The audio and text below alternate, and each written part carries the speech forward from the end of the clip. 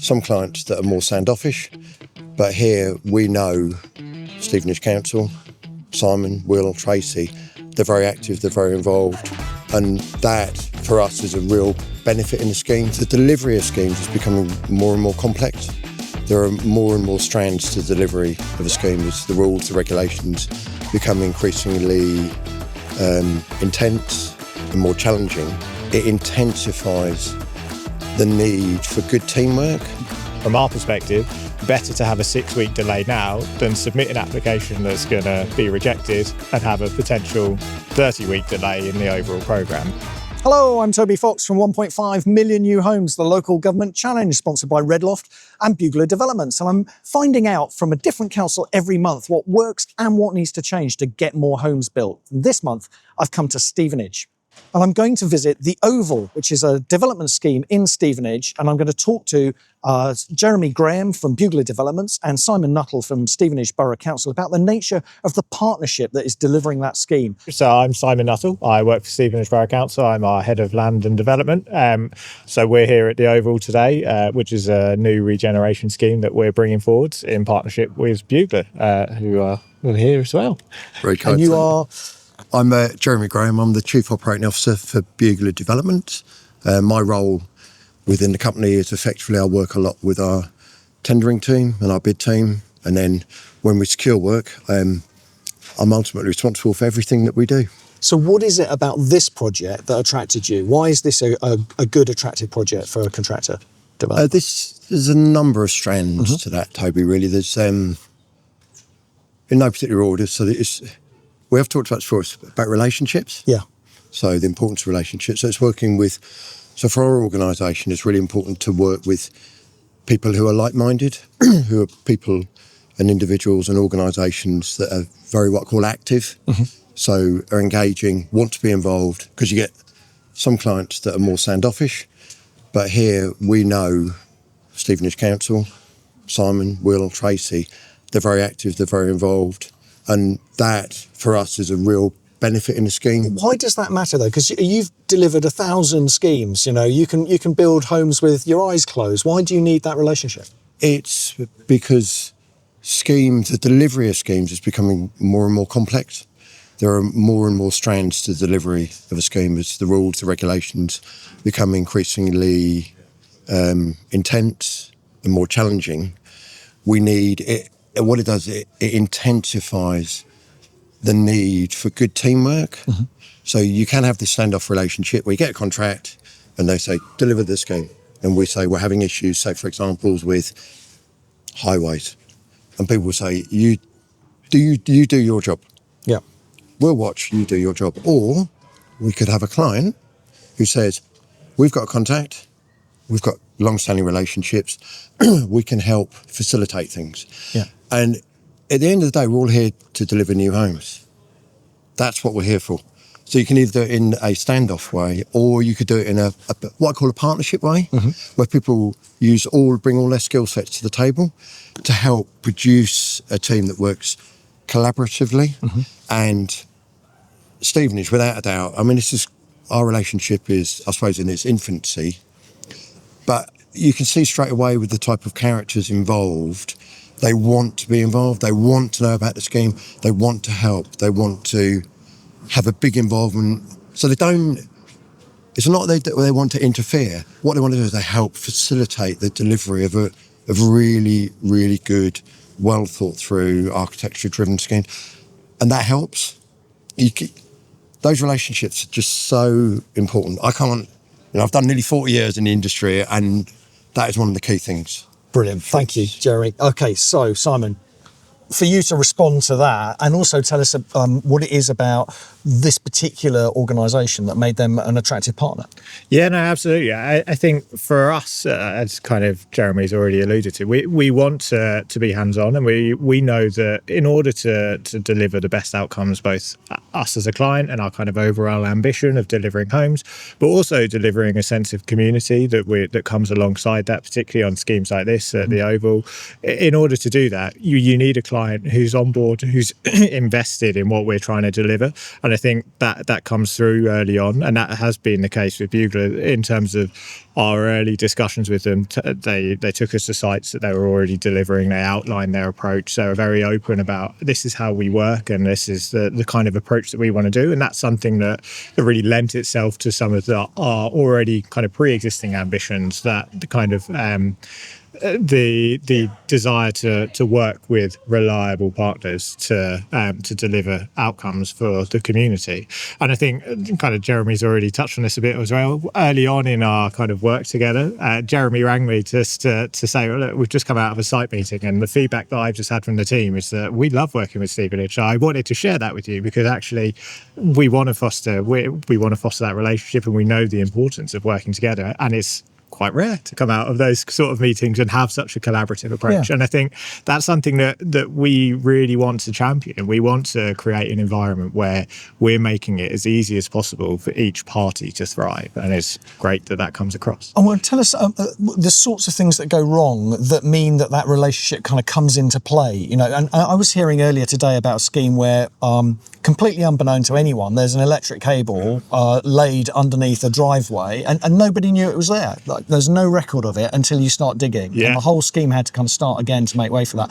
What sort of things have happened here where you think, or in other schemes where you think, I really need a good relationship with my partner? I think we're on site at a separate scheme with Bugler that's HRB. So we are in our design phase at the moment and approaching Gateway 2. And HRB being a high-rise building. Yes, exactly. And Gateway 2 being the new regulation, well, not new regulations, but the new control of those, enforcement of those regulations. Yeah, absolutely. And so we need to make sure that the design is fit for purpose at the point where we submit that application.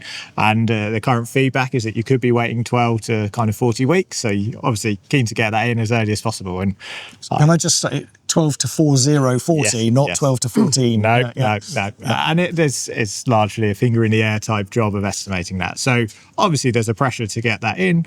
Unfortunately, as one of the last bits of the design review, a change was needed. There's going to be a 6-week delay, but we work with Bugler to overcome those issues, and actually they've been upfront. They've not tried to disguise that or muddy the waters. I got a call from the project manager as soon as he was aware, and we've worked through that, because actually from our perspective, better to have a 6-week delay now than submit an application that's going to be rejected and have a potential 30-week delay in the overall program. But it's having that trust with your partner that they're going to be able to be upfront and deliver on those issues when they do come up, because they will, inevitably they will. Well, and that's partly about accepting that construction is a tricky business, isn't Absolutely. it? It's not as easy as it is with Lego bricks. No, absolutely. And again, I guess part of our kind of track record and our development across a number of schemes, we're not naive about that. So as much as, yes, as a compared to your experience, our team is relatively in its infancy,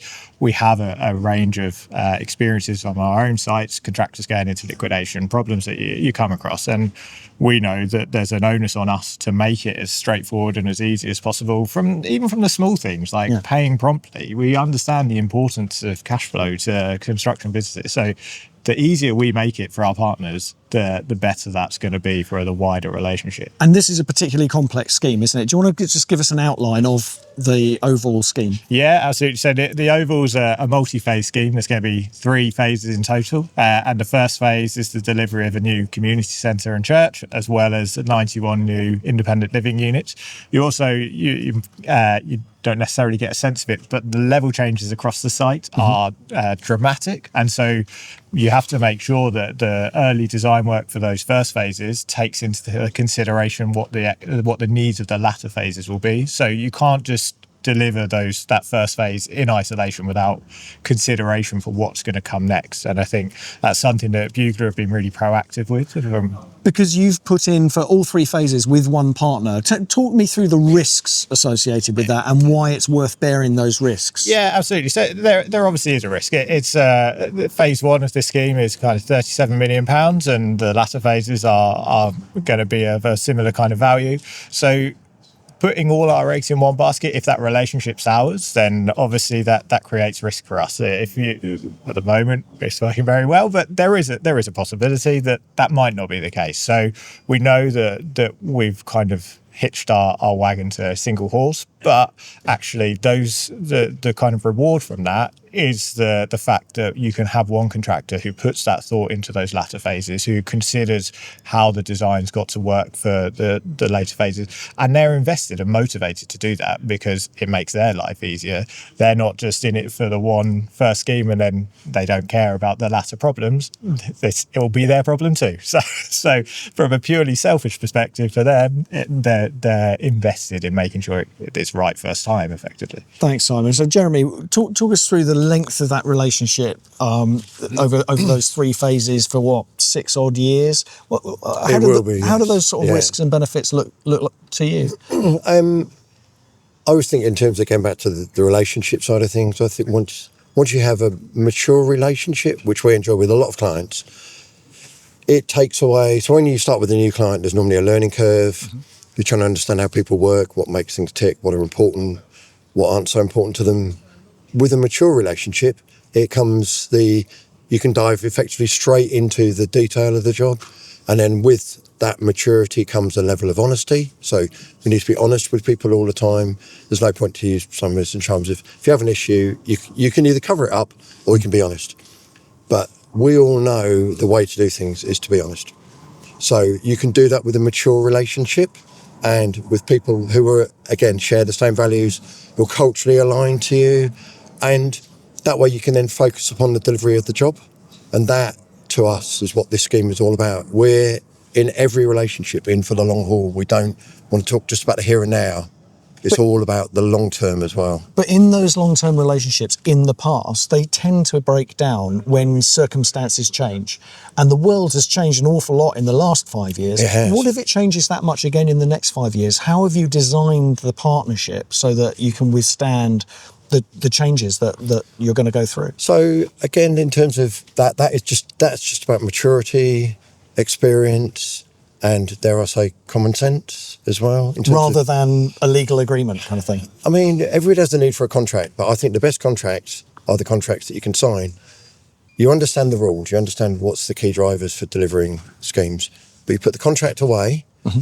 and then common sense and experience will prevail. There's always going to be issues on jobs, there's going to be challenges, but if you have the confidence in the people around you, the people you're working for and the people you're working with, it gives you the confidence when you meet a challenge to say, I've met the challenge, here are the options, how do you wish to proceed? This is our recommendation.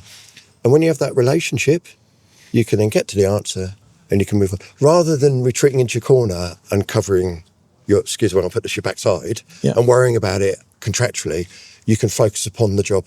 Yeah. And that is where you get to a really, really good relationship. And that's where you want to get to in any walk of life, in any relationship, not just in construction, but in any walk of life. You want that relationship with people.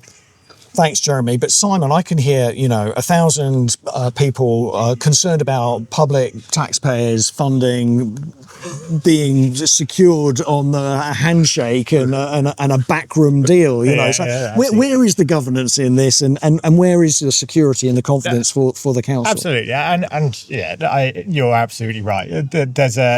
That we still need to have the contractual backbone, and we go to great lengths, and we have done over the course of our wider kind of developments to make sure that what we put forward in terms of our employers' requirements, our JCTs, our wider development agreements are fit for purpose, and have those breaks in there for in those circumstances where actually the relationship does sour beyond remedy. But they're not clauses that we want to utilise. As Jeremy said, we want to work in partnership to kind of overcome those issues.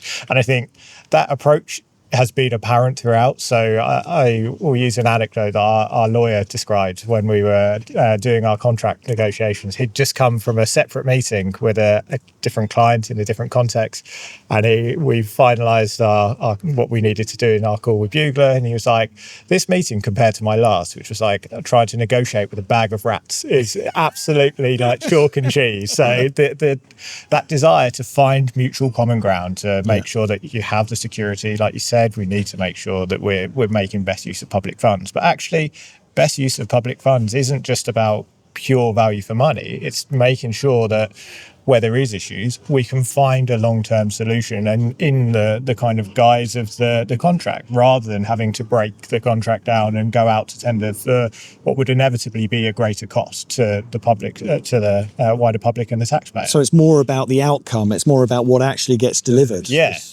But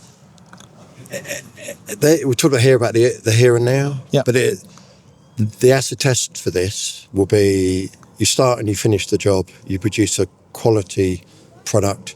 So we've talked before about sustainability, which isn't just PVs on roofs. This is about creating a whole new estate here where people are proud to live.